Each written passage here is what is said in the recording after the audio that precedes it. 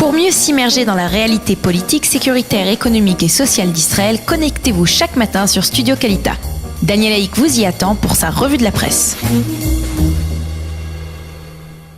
Une revue de la presse consacrée ce matin, en tout cas les premières pages des journaux de ce matin consacrées à la manifestation d'hier à Tel Aviv. La force gay titre ce matin le Yediot Ahronot avec une photo de la foule rassemblée hier pour demander une égalité des droits des homosexuels en Israël. Ils étaient 80 000 selon la police, 100 000 selon les organisateurs. C'était en tout cas une démonstration de force pour le Haaretz de ce matin, la plus grande de l'histoire de la communauté LGTB, donc écrit ce matin le quotidien Haaretz. Sa journée a commencé par une grève des membres de la communauté et des manifestations qui a été organisée dans les rues de Tel Aviv, mais aussi dans les rues de Jérusalem, de Haïfa, de Beersheva et d'autres villes du pays, indique ce matin le quotidien Maariv. Nahum Barnea écrit ce matin dans Yediot Ahronot que la manifestation d'hier n'était pas une autre gay parade,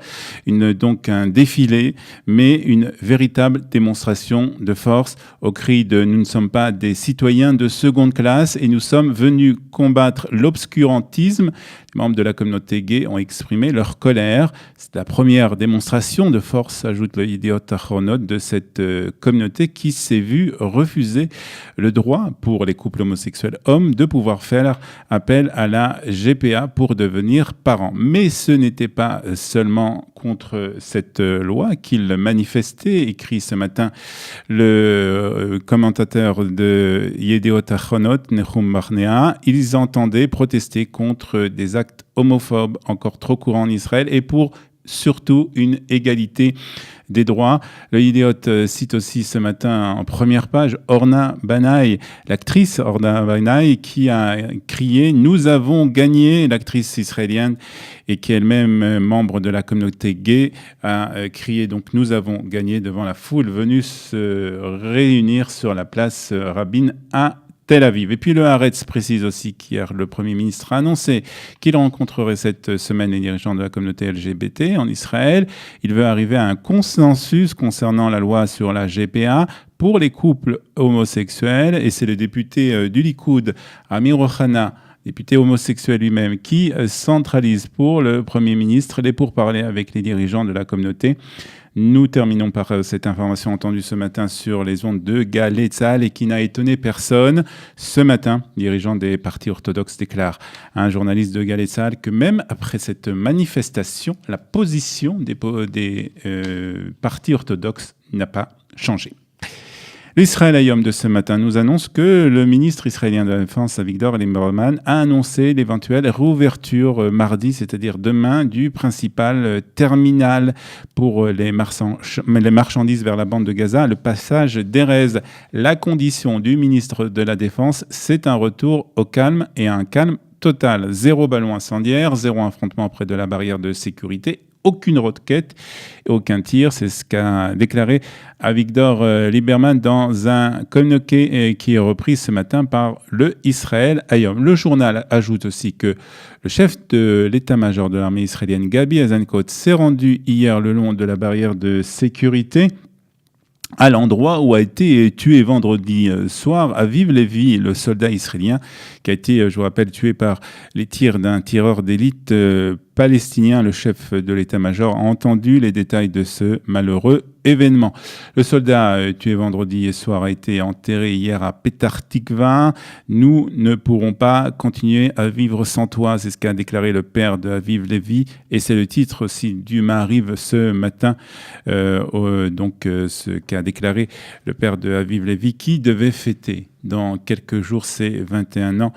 Déclaration donc faite lors des obsèques qui ont réuni plusieurs centaines de personnes hier à Petah Tikva. Et puis le journal Haaretz ajoute que vendredi, le soldat donc israélien avait été tué des balles d'un tireur d'élite palestinien, provoquant ainsi une riposte israélienne. Plus de 60 cibles du Hamas avaient été ciblées par l'artillerie israélienne. À la suite de ces attaques, le Hamas avait demandé à l'Égypte d'intervenir pour obtenir un cessez-le-feu qui a été violé, nous raconte ce matin le Haaretz, puisque Tsahal a attaqué hier après-midi une cellule terroriste qui avait lancé un peu plus tôt dans l'après-midi des ballons et des cerfs-volants incendiaires vers le territoire israélien.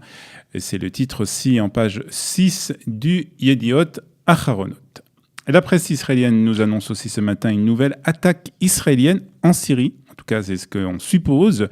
Israël a une nouvelle fois attaqué en Syrie, titre en première page le Maariv. Et selon le quotidien, l'armée de l'air israélienne a ciblé des positions en Syrie près de la ville de Hama. C'est ce qu'a en tout cas affirmé hier des journaux, des médias libanais et des médias syriens. Selon toujours ces médias, il s'agirait d'un centre de recherche scientifique dans la zone de Massayef, dans la province de Hama.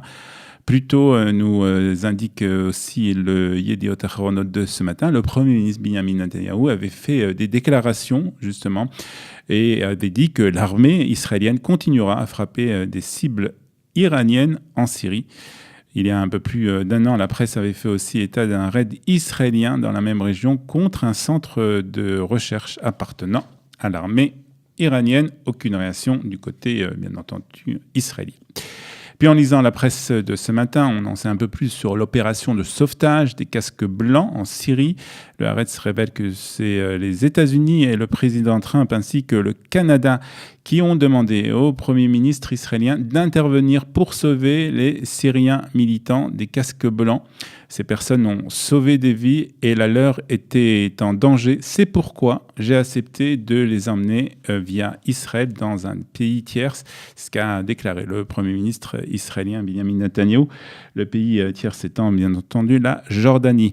Le Yediot Aharonot annonce aussi qu'il s'agit de plus de 800 personnes qui ont été sauvées par l'intermédiaire de cette opération organisée par l'armée israélienne. Une opération humanitaire exceptionnelle, déclare ce matin un officier de l'armée israélienne dans les colonnes du Yediot Aharonot.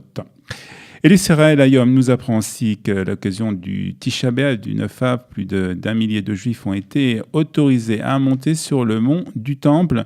Une visite qui s'est déroulée sans incident majeur. Seuls 2 Israéliens ont été arrêtés pour ne pas avoir respecté les règles sur le lieu sacré. D'après les règles établies qui régissent l'accès des musulmans et des Juifs au mont du Temple, les Juifs sont autorisés à se rendre sur l'esplanade, mais pas à y prier. Le quotidien ajoute que plusieurs dizaines de milliers de personnes se sont rassemblées sur l'esplanade du Kotel aussi pour réciter les traditionnelles keynotes du Tisha B'Av. Le Yediot Aharonot de ce matin nous annonce que 300 immigrants, la plus grande majorité en provenance de France, arriveront cet après-midi par plusieurs vols spécialement affrétés pour cette occasion à l'aéroport Ben Gurion. Les nouveaux immigrants seront accueillis par le nouveau président de l'agence juive, Yitzhak Herzog. C'est émouvant de commencer mes fonctions de président de l'agence juive de cette manière, déclare ce matin le nouveau président de l'agence juive au Yediot Aharonot. Le quotidien nous donne aussi des éléments concernant la Aliyah depuis la création de l'État d'Israël, ou plus exactement le nombre de nouveaux émigrants depuis la création de l'État d'Israël. Sans aucune surprise, la première place est réservée aux Olim qui sont venus de l'ex-URSS avec 1 287 600 personnes qui sont arrivées de ce pays. En deuxième position, on trouve la Roumanie avec 273 000 personnes et la France qui arrive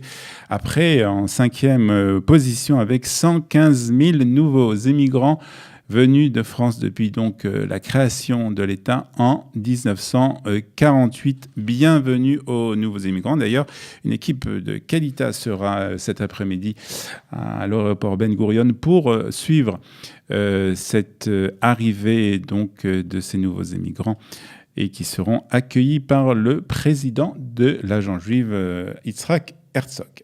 Et puis toute la presse israélienne, bien entendu, pour terminer, célèbre la victoire historique de l'histoire de l'équipe d'Israël de basket des moins de 20 ans. En effet, pour la première fois, elle a été couronnée championne d'Europe.